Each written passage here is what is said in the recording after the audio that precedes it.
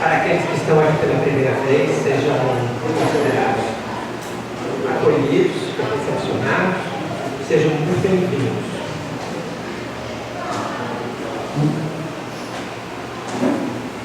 Para quaisquer dúvidas que haja entre aqueles que estão chegando pela primeira vez, por favor, dirija-se ao nosso pessoal que posso ajudar com o Traveco Azul, que eles têm todas as informações sobre os trabalhos e os projetos desenvolvidos na casa. Antes de mais nada, deixa eu lembrar a todos, inclusive a mim, de desligar ou colocar o telefone no mute, para que ele não toque numa hora inconveniente durante o estudo.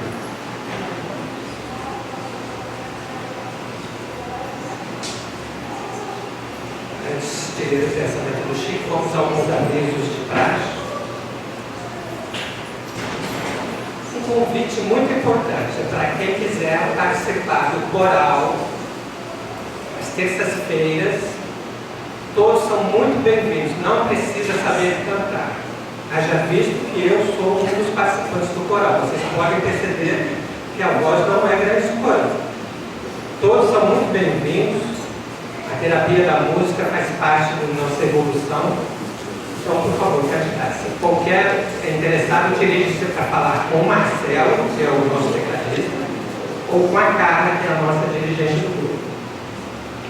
A campanha do quilo continua sempre a doação de 1 quilo de alimento para a montagem das cestas básicas, que é uma das campanhas permanentes da casa. Qualquer doação de alimento não perecível, principalmente aqueles que estão na lista daquele placar que fica ali à porta, são muito bem-vindos. Por data, agora vamos aos avisos do Encontro dos Trabalhadores. Vai ser dia 6/12 às 19h30, um lanche coletivo. Essa parte é boa, né? Todos os trabalhadores da casa estão convidados a participar dessa reunião. É muito importante que a gente faça essa confraternização e estudo. O próximo aviso é o Bazar de Natal, dia 14/12, de 9 às 18 horas. Sábado. Aproveita para vir na feira e tirar um refresco aqui do ar-condicionado, fazer as comprinhas de Natal.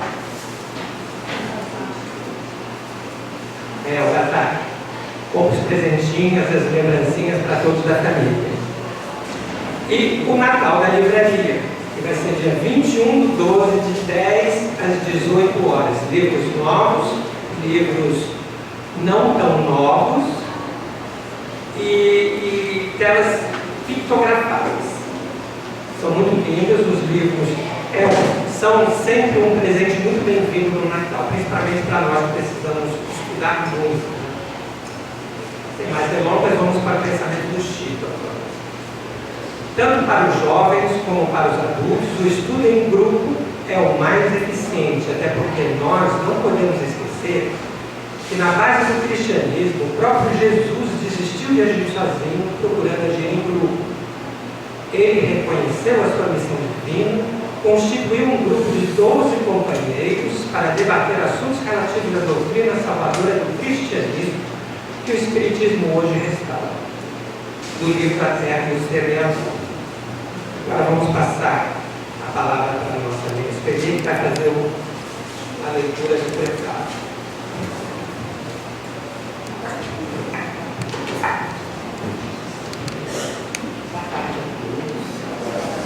A leitura de hoje é a leitura 16 do livro Caminho, Verdade e Vida, que se intitula Endireitar os Caminhos. Endireitai o caminho do Senhor, como disse o profeta Isaías. De João Batista, está em João, capítulo 1, versículo 23. A exortação do precursor permanece no ar, convocando os homens de boa vontade à regeneração das estradas comuns. Em todos os tempos, observamos criaturas que se candidatam à fé, que anseiam pelos benefícios do Cristo, clamam pela sua paz, pela presença divina e, por vezes, após transformarem os melhores sentimentos em inquietação injusta, acabam desanimados em si. Onde está Jesus que não lhes veio ao encontro dos rolos sucessivos? Em que esfera longínqua permanecerá o Senhor diante das suas amarguras? Não compreendem que, através de mensageiros generosos do seu amor, o Cristo se encontra em cada dia ao lado de todos os discípulos sinceros. Falta-lhes dedicação ao bem de si mesmos.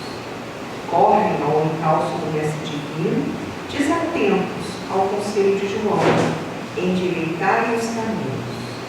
Para que alguém sinta a influência santificadora do Cristo, é preciso retificar a estrada que tem vivido. Muitos choram no veredas do crime, lamentam-se nos resvaladouros do erro sistemático, invocam o céu sem o desapego das paixões avassaladoras no campo material. Em tais condições, não é justo dirigir-se à alma do Salvador, que aceitou a humilhação e a cruz sem queixas de qualquer natureza. Se queres que Jesus venha santificar as suas atividades, endireita os caminhos da existência, regenera os teus impulsos, desfaze as sombras que te rodeiam, e sentir-o-ás teu lado com a sua bênção.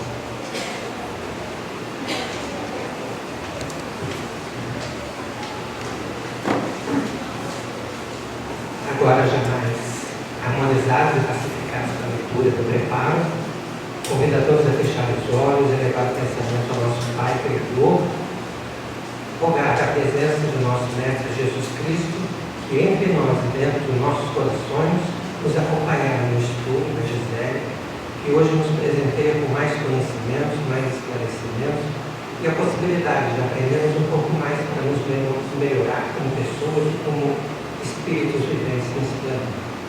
Em uma só voz, agradecemos aos espíritos elevados que nos iluminam, seja conosco hoje e sempre.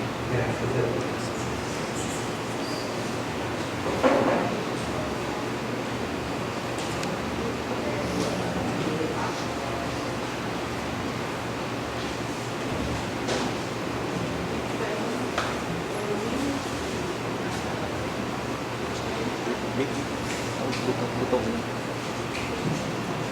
Oi?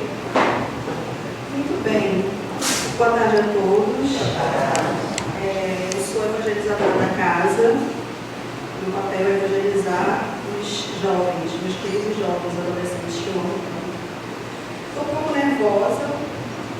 Não é a primeira vez que eu passo a palestra aqui no centro, no núcleo, mas eu acho que eu estou nervosa porque é um tema que é muito caro para mim, muito importante.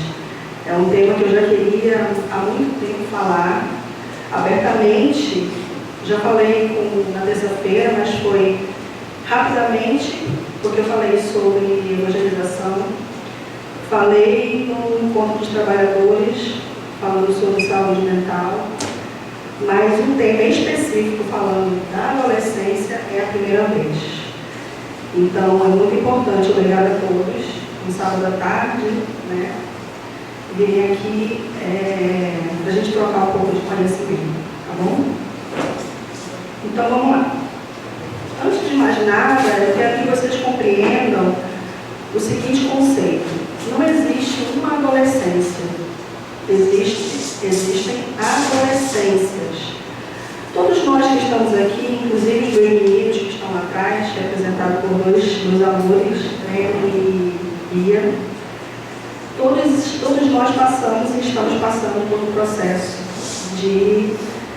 da adolescência, né? Eu vou convidá-los a fazer essa retrospectiva.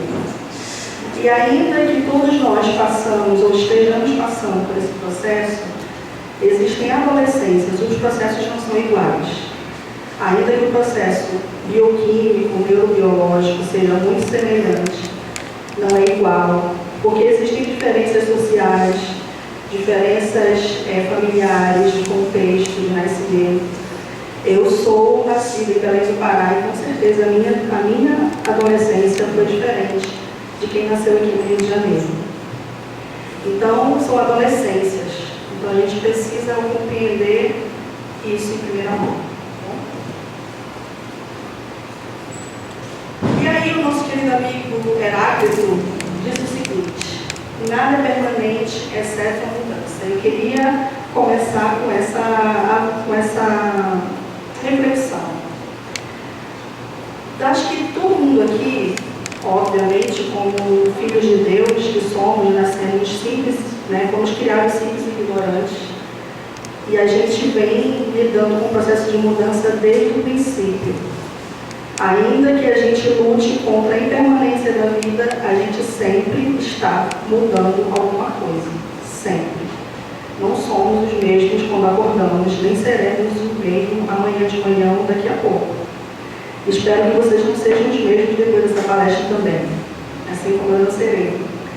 Então, eu convido vocês a pensar, principalmente vocês que já passaram por esse período da adolescência, a pensar em mudança, mas não no sentido ruim. A gente sempre costuma pensar na adolescência como um período complicado e difícil. Não que não seja, mas eu convido vocês a olhar para um outro lado, um período imenso de criatividade e de potência. E aí eu convido vocês a olhar para quem tem filho ou para vocês mesmos. Ei, eu conheço você de algum lugar. Você me lembra alguém? A psicologia, geralmente, eles falam hoje em dia algumas vertentes da psicologia, dizem que a gente precisa carinhar a nossa criança interior. Mas eu vou convidar vocês a carinhar o adolescente interior que vocês viveram e que está dentro de vocês.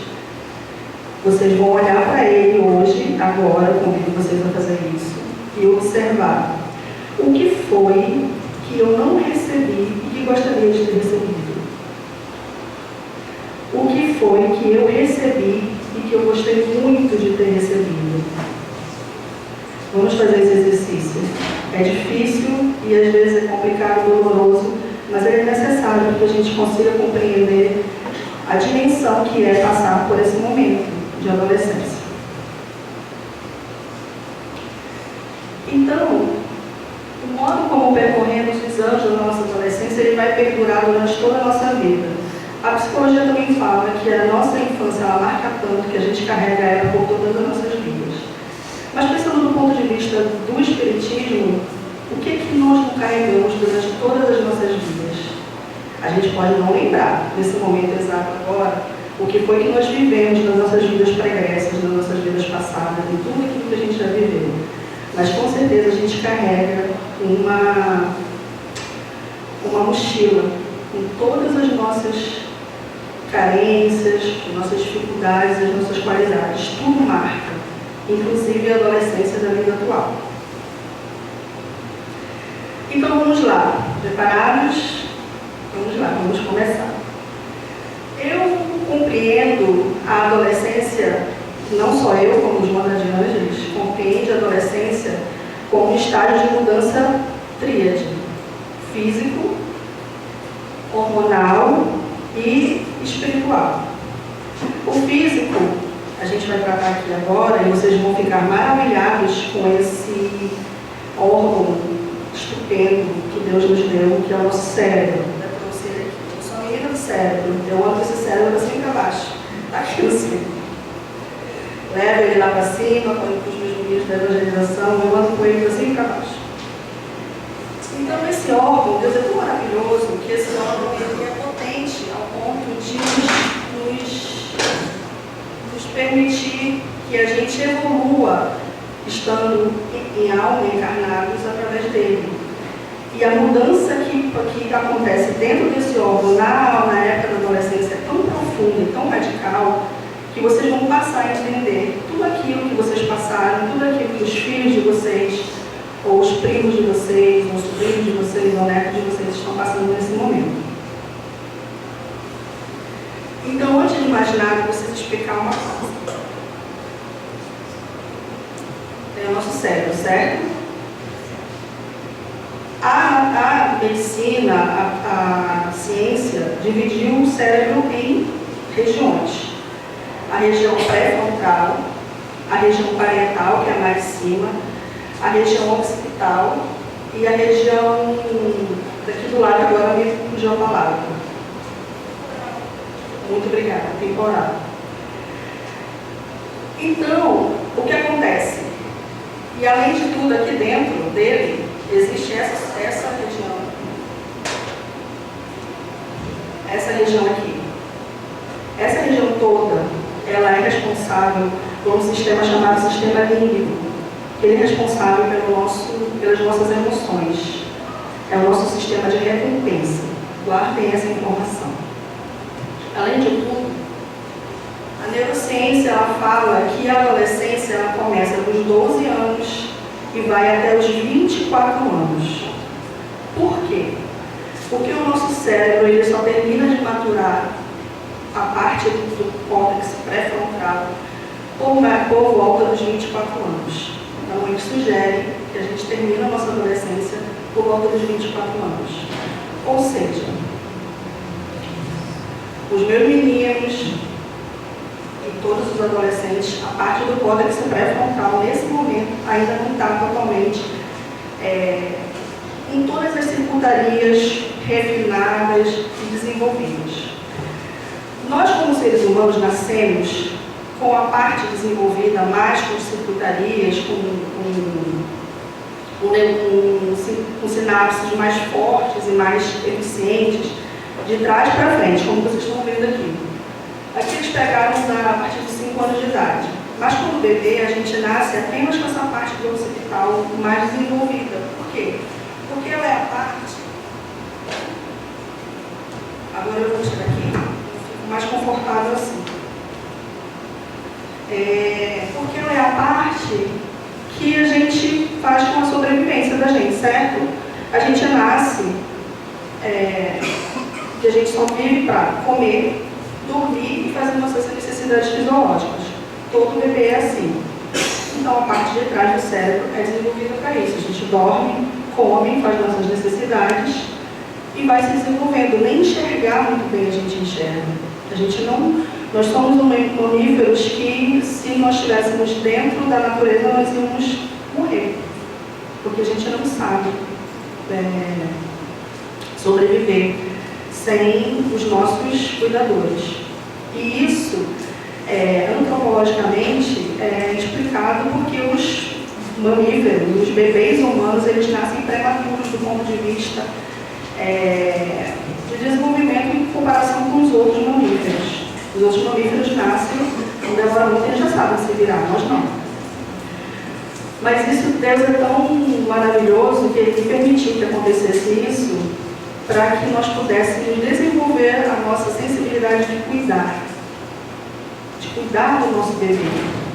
Então a gente precisa cuidar instintivamente dos nossos bebês para que eles possam sobreviver, senão eles morrem. Por isso eles nascem, vamos botar entre aspas, prematuros quando comparados com os outros bebês mamíferos no meio humano.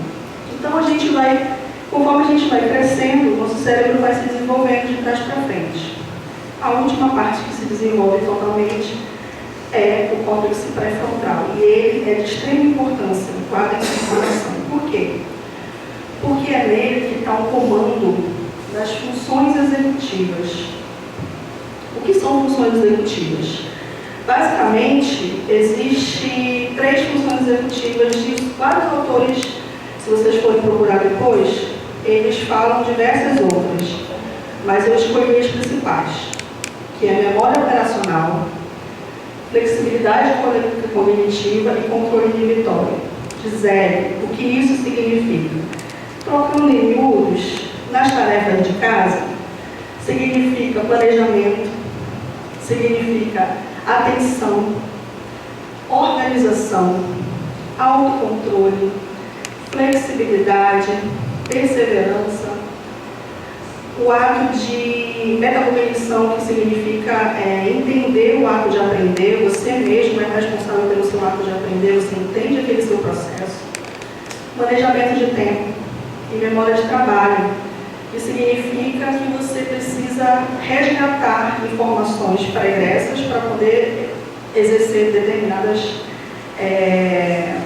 atividades. Acredito que muitos de vocês observaram observaram isso e fizeram uma lista e checou assim, fizeram o tique, né? Meu filho não consegue fazer isso, meu filho não consegue fazer isso, meu filho não consegue fazer isso. Eu falo para ele organizar, eu falo para ele manejar o tempo dele para fazer o dever de casa da escola, eu falo para ele ter autocontrole, ele não consegue controlar as suas emoções, só que eu vou contar para vocês que eles não têm condições ainda de fazer isso sozinhos. Porque neurobiologicamente eles não têm condições para fazer isso. Porque a parte frontal do cérebro deles ainda não está com a circuitaria toda refinada. Aí vocês podem dizer, Gisele, e agora? Calma, eu tenho a solução para vocês. Calma. Então vamos lá. Uma coisa que eu queria colocar para vocês, que não existe a questão da puberdade. Ele está na puberdade, que é uma fase que antecede a adolescência. Na verdade, é tudo junto e misturado, porque a gente tem uma mania muito grande de colocar as coisas em caixas, né? Começa um para terminar outro. Só que o nosso corpo ele não funciona dessa forma. A puberdade, na verdade, ela não é uma fase, ela é um acontecimento, né, biológico que se dá no nosso corpo. E começa a partir dos 9 e vai até os 14 anos. Que são as características, as mudanças neurobiológicas, né? Começam a partir dessa idade, mas principalmente as mudanças das características sexuais secundárias, ou seja, o corpo começa a ser tomado de hormônio. Tem um mito muito grande e importante que as pessoas falam assim: os adolescentes eles são assim desse jeito porque eles são encharcados de hormônio. Não é isso? São os hormônios que controlam eles são dominados pelos hormônios. Vou dizer para vocês que não é, isso é um mito. Não são os hormônios que controlam o corpo do adolescente, por isso ele é como se fosse um carro desgovernado. É o cérebro, entende? Então a gente vai entender isso.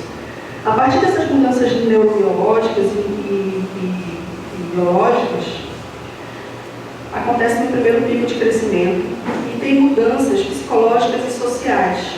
Tudo isso tem uma repercussão imensa, emocional, nessas criaturas. O que acontece? Eles se veem como gatinho, eles se olham no espelho, eles se veem como leão. Acontece que nesse momento existem 3 possibilidades para eles de visão do que eles são. A visão que eles imaginavam ter quando eles tinham antes dos 9 anos infantil, a própria visão deles, que eles estão observando na frente do espelho, eles não são as crianças, né? E a visão que os outros estão fazendo deles. Então eles têm que administrar essas 3 possibilidades de compreensão, de inadequação da imagem corporal. E isso traz para eles uma angústia muito potente. Porque imagina, são 3 pessoas, é como se fossem 3 pessoas, 3 imagens plotadas na mente deles, e eles não sabem direito quem eles são. Quem sou eu? Eu sou a pessoa que era antes, sem os hormônios, sem esse crescimento. Eu sou essa pessoa que eu estou vendo na minha frente no espelho, que está com uma voz diferente, com um braço maior do tronco, a perna não sabe para onde vai. Ou sou essa pessoa que os meus pais estão dizendo assim, estou estranhando. Porque vamos combinar, que a gente começa a estranhar, é como se fosse um estranho no ninho, não é? Quem é essa pessoa? Quem é esse ser que está aqui? Do nada, cadê meu bebê? Eu sempre falo assim, eu sempre faço essa pergunta, cadê o meu bebê que estava aqui? Seu bebê está ali. E eu sempre falo também que a adolescência é um segundo nascimento. E é. Porque ali está nascendo o homem ou a mulher, o ser, o indivíduo, que está proposto para fazer a diferença no mundo. Antes disso, ele estava na incubadora. E agora ele está nascendo para a gente observar o que foi que aconteceu dentro dessa incubadora. Quem será essa pessoa? Você não sabe. Eu estou passando por esse processo nesse momento. Meu filho está com 12 anos. E às vezes eu observo e faço essa pergunta: quem é esse indivíduo que eu não reconheço mais? Não reconheço mesmo, por causa das muitas mudanças de comportamento, e vocês vão entender já já. Então, essas diferentes informações sensoriais, o cérebro não acompanha. E aí eles viram uma espécie de bonecão do posto, né? O braço é imenso, a perna, e aí eles batem em tudo, derrubam o café, eles não têm a compreensão da força, dormem muito. Eu vou fazer um pedido, eu sempre faço: deixem eles dormir. É necessário, acontece, é necessário. Quando nós estávamos, quem conseguiu gerar um filho biológico sabe que é um sono medonho. É um sono. Por quê? Porque você está gerando outra pessoa. No caso deles, eles estão passando por mudanças neurológicas imensas. E aí dá esse sono, eles precisam dormir, vamos deixá-los. A neurociência fala que, para eles, principalmente para quem está no ensino médio, a escola deveria começar a partir das 8 horas da manhã. Porque antes disso, não tem como produzir. Não tem como produzir. Porque o cérebro deles está no processo de tanta mudança, e um gasto energético tão potente, que não tem condições, eles precisam dormir. E aí o cérebro está assim: bom, eu sei que esse indivíduo ganhou massa muscular, o osso cresceu, ele tem gordura no corpo, eu dei o sinal para os hormônios começarem a surgir, mas esse braço, semana passada, estava com 2, 3 centímetros a menos do que essa semana. Cresceu 3 centímetros em uma semana, eu não consigo acompanhar. Aí o que acontece? Bate em tudo. Eu era, obviamente, vou reforçar aqui, né, que eu disse para vocês. Isso acontece, é uma média. Nem todo mundo passa por isso. Eu passei por isso. Nossa, era muito, muito, muito difícil, porque eu não conseguia me localizar no espaço. Era muito complicado. E aí o cérebro teve que entender por que semana passada o braço do menino estava 3 centímetros a menos do que agora. E aí ele precisa ajustar, reaprender o espaço que ele vive.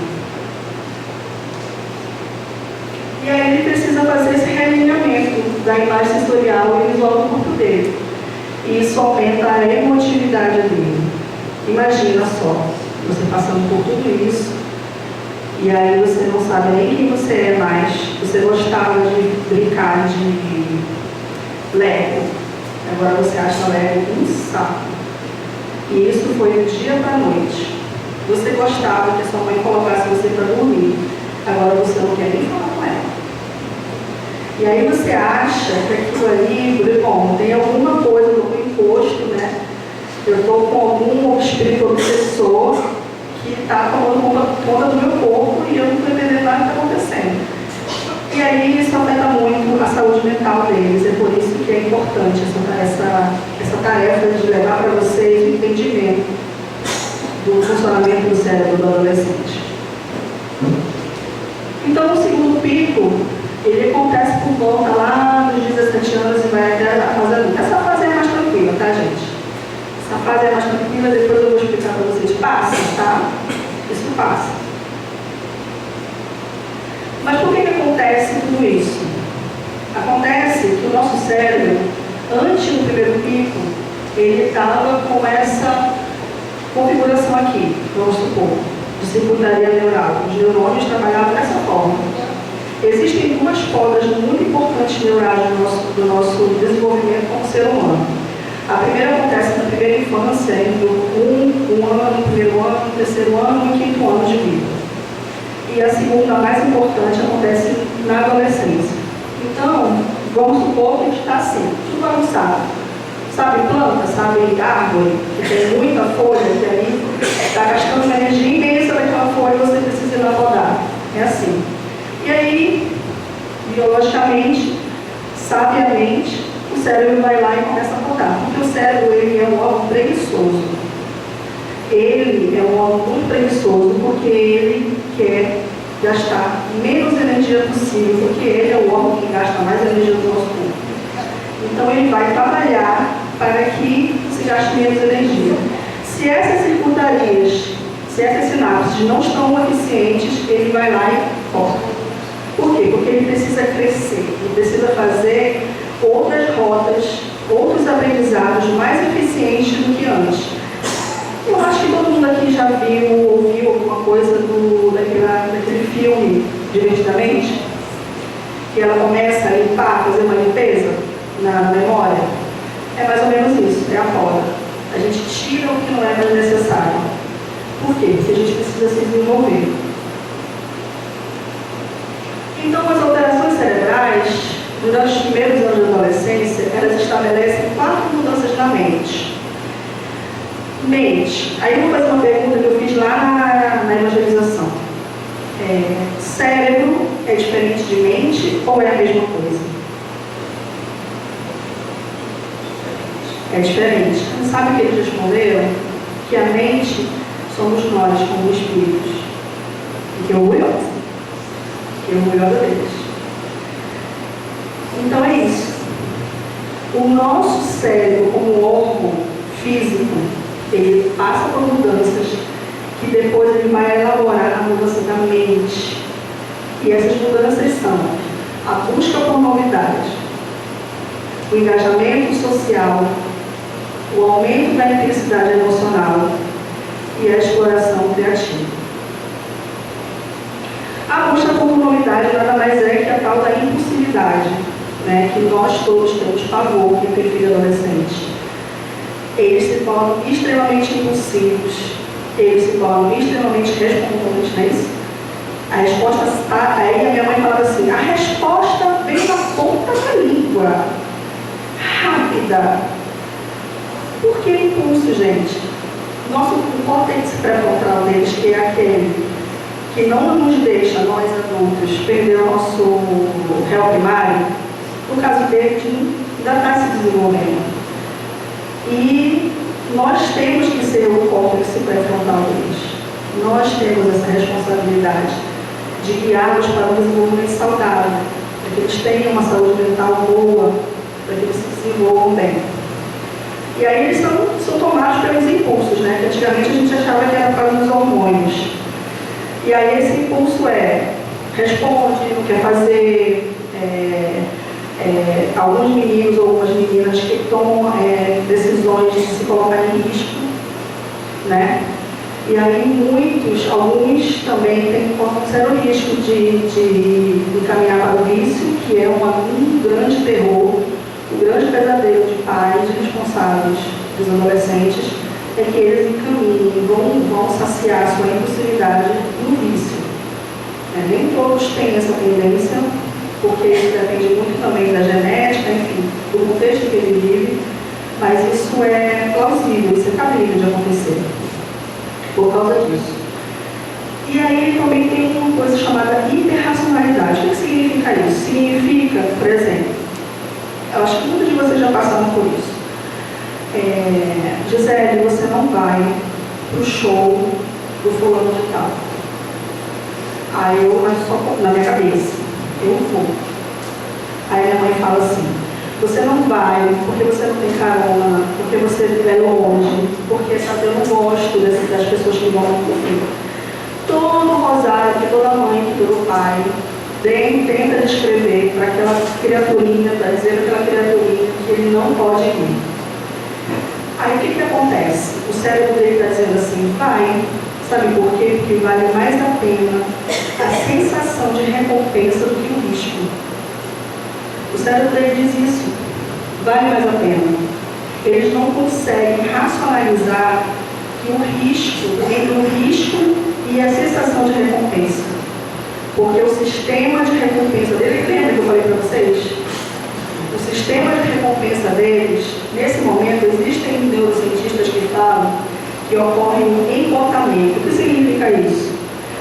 Acontece que nesse momento, na primeira fase do pico de crescimento, os receptores de dopamina, já ouviu falar da dopamina? Dopamina é um neurotransmissor de prazer imediato. Cai bruscamente os receptores. E aí, aquela criança que tudo que você fazia estava legal. Aquela criança que se entretinha com tudo, se divertia com tudo, estava tudo bem, obrigado, passa a ficar com aquela coisa, ai, estou com tédio. Ai, que coisa chata. Ai, vamos sair para jantar. Ai, não, eu prefiro ficar em casa sozinho. Ai, que saco, não quero conversar sobre isso. Por quê? Porque há um embotamento desse sistema de recompensa. Porque o nosso sistema neurológico, e Deus, que é o nosso Criador, óbvio que fabricou tudo isso, é tão bom, que ele pensou assim, vamos pensar como Deus. Essa criança que está aí, está tudo bem, obrigado. Ela precisa se mover para se desenvolver, se tornar um adulto. Se tudo que está ali em volta agradar, ela não vai ter impulsividade para ir atrás. Então, o que acontece? Eu vou sabotar aqui, por algum momento, esse sistema, para que ela consiga ir atrás. Todos os filmes da Disney, da Pixar, todos mostram esse momento que tem um filho rebelde e que vai ultrapassar fronteiras para poder alcançar uma coisa nova. Sempre tem, né? Ah, não vai fulano porque você não vai dar certo. Aí ele vai lá e queima, e aí ele muda o paradigma daquela comunidade. É necessário que aconteça isso, porque senão a nossa sociedade não estaria onde estaríamos hoje. Então, por isso que eu digo que a adolescência não é um problema. Ela é uma evolução da nossa espécie. Olha só que bacana, viu, meninos? Vocês são a evolução da nossa espécie, porque se não fosse isso, nós estaríamos lá na época das cavernas com medo de sair de dentro da caverna. Ele tem que existir esse processo de quebra, de ir em busca do novo, porque senão a gente não sai do lugar. E aí tem essa queda busca dos receptores de dopamina, e aí fica entediado, e aí vai buscar outra coisa para fazer, vai atrás de. Aí começa, aí eu quero fazer. Os esportes são muito importantes nessa época para eles, tá, gente? Porque faz com que tenha uma ativação, né? Um melhoramento desse sistema de recompensa deles. Então ele vai dizer assim, não, tá certo, eu compreendo que eu vou correr todos esses riscos, mas vale a pena. Porque eles não conseguem fazer essa diferença. Eles precisam da recompensa, porque eles estão com esse problema de falta de receptor. E aí eles não conseguem raciocinar. Então o que acontece é que a parte de trás dos adolescentes já está mais desenvolvida que a parte da frente. Que é a parte da frente que nos torna adultos. A gente consegue, a maioria de nós, eu compreendo aqui, nós somos espíritos, pessoas, né? A maioria de nós consegue fazer uma diferença entre o certo e o errado. A maioria de nós consegue fazer assim, eu não vou para tal lugar, porque senão eu vou me machucar. Mas eles não conseguem fazer isso, porque há essa diferença de desenvolvimento de circuito, de refinamento de circuito, dessas duas áreas. E aí, aquela área, principalmente aquela tem um nome difícil, aquela área de núcleo acúmulos, é exatamente ali que os receptores vão lá para baixo. E aí as recompensas, os locais desesperados de novas coisas, de novidades. Engajamento social. E aí é a mesma coisa, né? Aquela criança que vivia na barra da nossa saia, agora só quer saber dos amigos. Os amigos são muito mais legais que nós. E são, gente. Vamos combinar que eles são mais legais que nós. Não é? São muito mais maneiros, com certeza. Porque aí a gente tem que trabalhar isso numa boa, gente. Porque eles precisam sair do ninho e ir em busca de outras compreensões de mundo. Eles precisam furar a bolha que a gente coloca neles dentro de uma bolha social, uma bolha familiar, uma bolha escolar. A gente coloca eles dentro de uma bolha. Eles precisam furar a bolha, porque eles precisam ir em busca de novas compreensões de mundo. Precisam ver que existem pessoas com diferentes pensamentos. Né? Isso é saudável, isso é normal. Além do mais, eles querem pertencer, eles querem encontrar, eles querem saber quem eles são. E nesse sentido, uma dica importante que eu dou para vocês, é muito legal fazer com que eles participem de de ações coletivas, ações de voluntariado. Porque eu digo em experiência própria. Eu falo que a evangelização ela me salvou, e é verdade. Então, esse trabalho, de evangelizadora com eles, é muito mais uma gratidão, né? Pelo que eu passei, porque eu encontrei a doutrina espírita, do que qualquer outra coisa. Então, o trabalho voluntário, como eles estão engajados, eles estão buscando coisas novas, eles estão querendo vivenciar coisas novas, o trabalho voluntário salva vidas. Pode acreditar. E ele faz muito bem para a saúde mental desses meninos. Muito bem.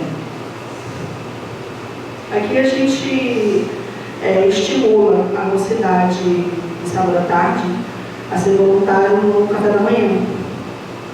E eles vêm. E é notório a satisfação que eles têm quando eles estão aqui, de ajudar o outro. E quando eles estão aqui, eles são voluntários, eles não são os evangelizantes.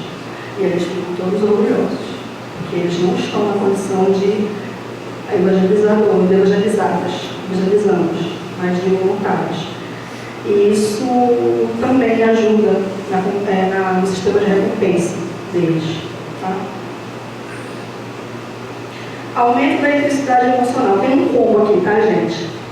Então, se você quer fazer um sinônimo de adolescência, é hiperemotividade, emocionalidade. É sinônimo. Tudo é muito triste, com muita raiva, com muito sono, com muito tédio, com muita preguiça, com muito tudo.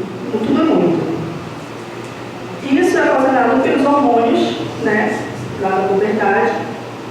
O desenvolvimento cerebral, que eu expliquei para vocês, né, que aí é uma enxurrada de novas sinapses, novos caminhos, né, uma aprendizagem constante que o corpo está tentando fazer. Quem eu sou, por que meu corpo está crescendo muito rápido, por que eu estou começando a pensar coisas que eu não pensava antes, enfim. Aí o corpo começa a tentar também fazer a regulação emocional, porque isso também faz parte da aprendizagem. E ele começa a querer pertencer, não só fora de casa, mas dentro de casa. Porque há um estranhamento realmente dentro de casa. E as vivências. Então é por isso que eu disse que existem muitas adolescências. Porque dentro desse combo das vivências existe o contexto de cada um. E nenhum adolescente vive a sua vivência desse período complicado de maneira igual. Então, são adolescências. A mocidade de terça-feira à noite não é igual à mocidade de sábado à tarde, e, por sua vez, não é igual à mocidade do café da manhã. Quem tiver a oportunidade de vir trabalhar com a evangelização vai poder fazer esse rodízio, vai poder perceber claramente que são adolescentes diferentes. Por várias razões que eu já falei aqui. Muito diferentes. Então, a abordagem, o acolhimento, precisa ser diferente, precisa ser individual, porque nós não somos iguais. E Deus nos fez diferente, porque a maravilha da sua obra é essa. Somos diferentes. E aí vem a exploração criativa, que é nesse momento em que eles passam a ter um pensamento abstrato. Quem sou eu? Para onde eu vou? Viram filósofos. São os verdadeiros filósofos da nossa casa. Tem crises existenciais, eu não sei quem eu sou, eu não sei o que eu vou fazer, eu não quero fazer Enem, eu quero virar hippie, viver da minha arte na praia, né? Eu não quero mais fazer nada, eu quero ser jogador de futebol, não, eu vou ser astronauta, enfim. É uma confusão muito grande. Por quê? Porque eles passam a pensar de maneira abstrata, eles não precisam de um objeto para pensar sobre aquilo. Eles simplesmente passam a pensar sobre hipóteses fora do convencional. Por isso que eu digo que é uma fase potente e criativa, que a gente precisa muito intimamente aproveitar. A escola convencional, infelizmente, sabota isso, porque ela enfia essas crianças, esses meninos, dentro da sala de aula, por 4, 6, 8 horas, sentados na frente de uma tela ou na frente do quadro, sem se mexer, sem fazer nada com suas criatividades. E aí o que acontece? Eles ficam entediados. E aí é um caos. Porque a escola faz com que eles sejam concurseiros, né? Eles estão fabricando concurseiros para o Enem. E aí, pelo meio do caminho, fica muita criatividade, fica muita frustração também. Porque essas mentes maravilhosas e com uma potência absurda, porque o cérebro está se desenvolvendo e fazendo muitos circuitos novos, está ali embotada, já tem o embotamento do sistema de recompensa. E aí ele vai todo santo dia sentar naquela mesma cadeira, fazer os mesmos exercícios, os mesmos. Pois é. E aí o que a gente pensou aqui nesse sentido? De fazer, a gente fez uma mudança na evangelização daqui, que é fazer com que primeiro eles tenham um acolhimento, porque a gente só aprende com afeto. Não tem jeito. A gente já estudou o livro, a gente tem um grupo de estudos na quinta-feira, em que a gente escolhe um livro para estudar. Nós estudamos, acho que ano passado, cérebro e afetividade. Gisele, mas o que isso tem a ver com o espiritismo? Com tudo. Porque se não fosse isso, a gente não estaria aqui aprendendo sobre isso, né? E aí lá mostra que a gente só aprende com afeto. Eu tenho certeza absoluta que vocês vão dizer para mim, se eu for perguntar individualmente qual foi o professor que vocês mais gostaram, vocês vão dizer, vão lembrar daquele que tratou vocês com respeito e com afeto. Com certeza. E que aquela matéria que você não gosta, com certeza passou na sua vida um professor que te massacrou. Com certeza. Então, para que eles possam primeiro vir, né? Porque precisam de motivação. O sistema de recompensa deles está lá embaixo. Como é que a gente vai fazer que esses meninos venham 4 horas da tarde para cá no sábado? Tem shopping, tem tela, tem praia, tem a cama para dormir, tem um monte de coisa. E tem eu, coitado. Estou aqui esperando por eles todo sábado. Eu tenho que ir o quê? Plantar bananeira. Mas na verdade não é tão difícil. Na verdade é deixar com que eles falem. Eles precisam falar. E aí a gente tem os acordos dentro da nossa sala que um respeita o outro. E aí eles aprendem a ouvir, a escuta atenta deles mesmos. Porque existem contradições de pensamento. E aí eles precisam aprender a respeitar. E aí a gente fez uma mudança, né, tia? Na nossa evangelização, para contextualizar todo o nosso conteúdo programático. Então, por exemplo, vamos falar de Deus? Vamos. Então vamos falar de universo? Vamos. Aí a gente fechou a sala toda, deixou tudo escuro, e aí trouxe um aparelhinho que simulou uma nebulosa, botou todo mundo no chão, como se eles estivessem no espaço. E aí tinha um programa de computador que eles podiam mexer, e aí ver o universo, onde que estava, enfim, prática, vivência. Eles precisam disso. Aí, gente, Gisele, acontece tudo isso e agora? Para quê?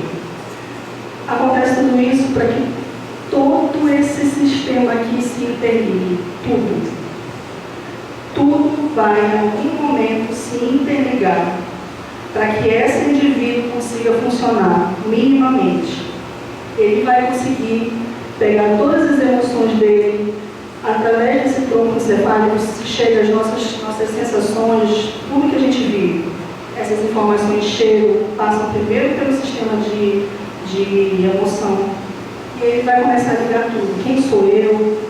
Eu preciso não só calar um amiguinho na sala de aula, eu preciso fazer o meu dever de casa na hora, eu preciso cooperar dentro de casa. Isso é muito importante para a gente conseguir formar adultos funcionais.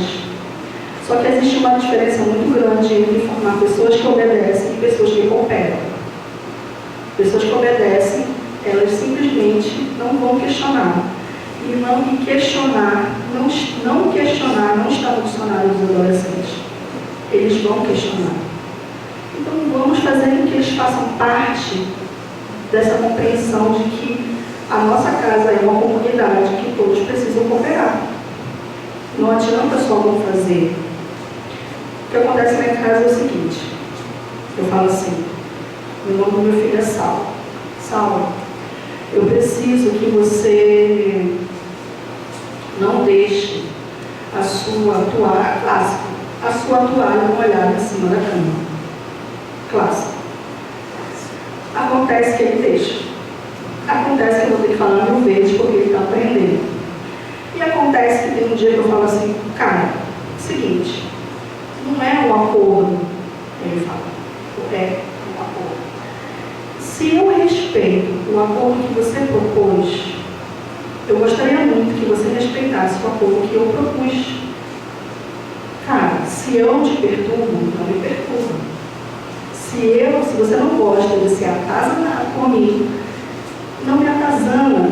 Desse jeito, gente. Sabe por quê? Porque eles compreendem, eles alcançam. Tá? Então a gente precisa colocar eles nesse lugar de participador mesmo. Daquela comunidade. Ele faz parte dessa comunidade. Ele precisa ser um adulto funcional. Então, Deus falou assim, para que eu forme adultos funcionais, né, que esse espírito se desenvolva e que tudo isso se integre, eu preciso passar, que eles passem pela adolescência, né? E aí eu lembro de novo vocês das podas neurais. Então, tudo isso, um dia, viu, meninas, vão se interligar na cabeça de vocês. E vocês vão dizer, ufa, agora eu vou para outra fase, que é pagar boleto, né? E aí é uma outra fase complicada, a de pagar boleto, né? Então, eu vou acelerar porque já está na hora, né? Uma hora, aquele bebezinho cresceu, ganhou peso, o osso cresceu, ganhou massa muscular, ganhou massa de gordura.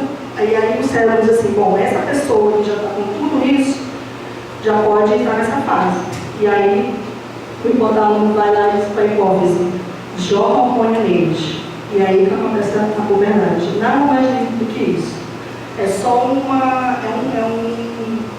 sinal que o corpo dá de crescimento para o cérebro começar a mandar o corpo a produzir hormônio que vai levar essas crianças a ter uma voz grossa, né? Meu filho, então, os meus pedaços estão igual um mini leão, igual um Simba em casa. De repente, está um gatinho, que a voz vai e volta, né? Ele fica morto de vergonha. Se ele tivesse aqui, ele dizia, ai, mãe, pelo amor de Deus. Aí a gente chega na parte da Joana. Então, a gente já viu a parte do nosso cérebro, a parte hormonal. Vamos olhar agora a parte espiritual, bem rápido, né, gente? Eu falei demais. Então, nesse livro que eu adoro, esse livro da Joana, eu recomendo para todos, que é Adolescência e Vida, no capítulo 10, ela vem falando qual a importância da adolescência em nós como ser integral, porque somos seres biopsicossociais e espiritual. Somos muita coisa. Então, esse capítulo 10, ela fala a violência no corpo e na mente do adolescente. Por que violência? Porque é o que eles vivem. É uma violência de acontecimentos e de mudanças cerebrais e hormonais muito forte. Muito forte. É um momento violento realmente. A palavra é forte, mas Joana usou ela de maneira brilhante. É um momento violento. E o que ela diz para nós? Ela diz que a adolescência sempre foi considerada um período difícil no desenvolvimento do ser humano, com mais desafios do que na infância, criando embaraços para o próprio jovem, como para os seus pais e todos aqueles com quem ele convive. É isso, eu vou sentar aqui, a gente ia conversar até amanhã de manhã, né, com todos os acontecimentos que essa fase nos proporciona. E aí eu continuo. Essas mudanças que se operam na forma física repercutem significativamente na conduta psicológica, propondo diferentes relacionamentos com os companheiros, experimentando novos modelos educacionais, vivenciais enquanto todo ele se encontra em maturação biológica apressada, sem precedentes na sua história orgânica. Olha só como tudo casa, né? E aí eu acho bacana o Espiritismo, né? Nossa doutrina é o máximo, porque a gente une a ciência, né, com o que os Espíritos trouxeram para a gente. Afinal de contas, Kardec era cientista e pedagogo. Não seria diferente, né? Aí ela continua. Nesse período, compreensivelmente, surgem os conflitos de identidade, em tentativas internas de descobrir quem é e o que veio fazer aqui na Terra. É por isso que eu digo, eles viram filósofos deles mesmos, né? Logo depois, surgem-lhes as indagações de como conduzir-se e qual a melhor maneira de aproveitar o período promissor sem o comprometimento do futuro. A gente se pega muito tentando educá-los para serem profissionais, né? Precisa de curso disso, de curso daquilo, de inglês, porque tem que fazer o bem, porque não sei o quê. Mas a gente se esquece que eles precisam ser, antes de tudo, homens de bem, tá no Evangelho. Tá? E aí eu vou contar uma história aqui rapidamente. O Saulo, do outro dia, ele chegou chorando. Olha a emocionalidade, emocionalidade. Estava trabalhando no computador, aí ele chega chorando. Ai, o que foi, pelo amor de Deus? Que foi? Não, por que está acontecendo esses desastres ambientais, essa crise climática? Aí eu falei, mas Saulo, o que a gente pode fazer? Poxa vida, bem na minha hora. Caramba, eu tenho muito o que fazer. E agora? E com raiva da humanidade, foi muito engraçado. Eu tenho muito o que fazer. Tinha que ser na minha hora. Eu falei, meu filho, mas você, como um adolescente espírita, sabe que nós vamos voltar. Ele disse, eu vou voltar para consertar o que fizer. Eu falei, é quase isso. É por aí. A gente precisa fazer alguma coisa nova, para a gente não ter tanto trabalho lá adiante. Mas é isso, é emoção, né? E é a compreensão de que eles precisam fazer alguma coisa. É essa a máxima, né, que a gente está aqui. Na adolescência, em razão das transformações variadas, antigos vícios e virtudes ressumam como tendências e manifestam-se exigindo orientação e comando, a fim de serem evitados novos e esmagelados cometimentos morais perturbadores. A Joana fala que é na adolescência que a gente termina de reencarnar. É na adolescência que surge tudo, aparece tudo que a gente traz na nossa bagagem. E aí, vem conflito na cabeça deles. O que eu vou fazer? O que eu aprendi? Como é que eu vou usar o que eu aprendi? O que eu trouxe? Olha só. Deve ser angustiante. É angustiante. A gente já passou por isso, a gente se esquece, né? A gente fica angustiado. Eu aprendi que eu não posso fazer isso, mas aí eu vou lá e quero fazer, porque é emocionante. Aí às vezes eles tomam decisões erradas. Então a construção da identidade deles, quem eu sou? Somos nós, os responsáveis por eles, a nossa bagagem espiritual, a família, a sociedade, o mundo, a escola. Isso aqui foi uma construção que eles fizeram na Mocidade de Sábado à Tarde, e que como o mundo está, e aí depois a gente constrói, né, uma chuva de ideias. E aí eles disseram que nós estamos no apocalipse zumbi, que eles falaram.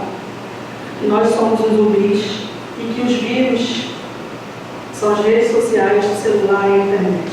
É a visão de mundo que eles têm sobre isso. Olha só que interessante. Não estão. Mas ao redor deles existe tudo isso aqui, ó. É muita coisa, gente.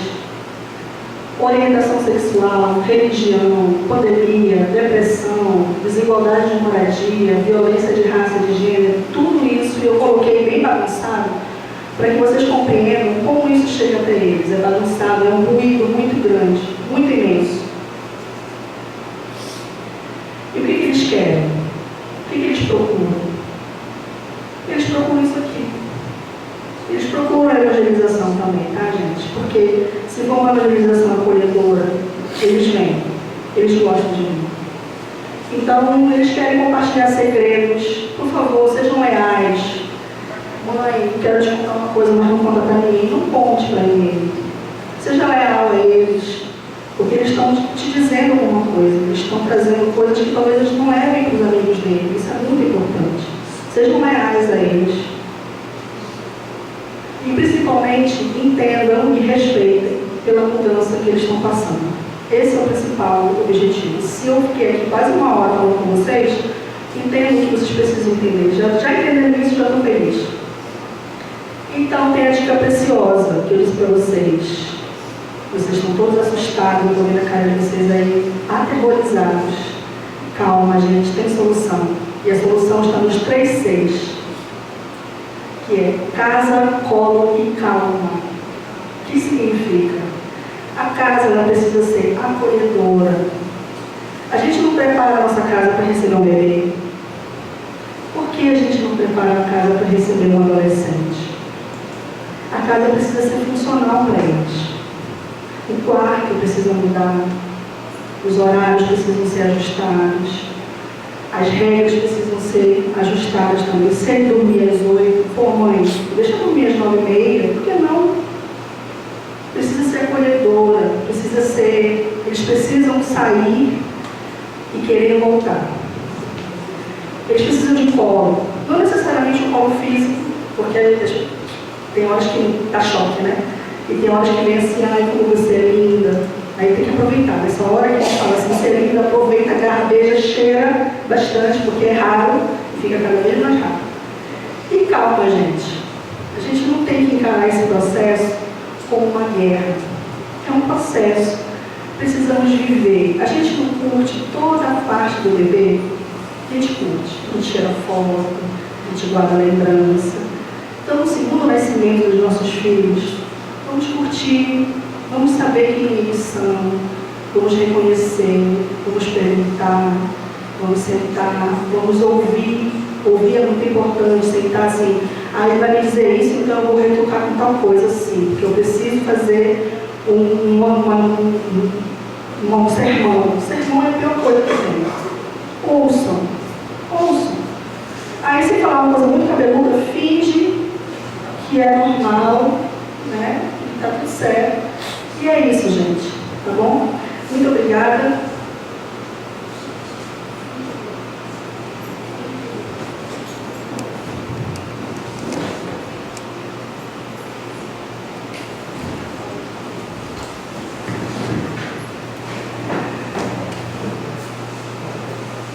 Agora nós vamos dar início à segunda parte final da nossa reunião, que é o passe magnético. As luzes foram apagadas, simplesmente para facilitar a concentração.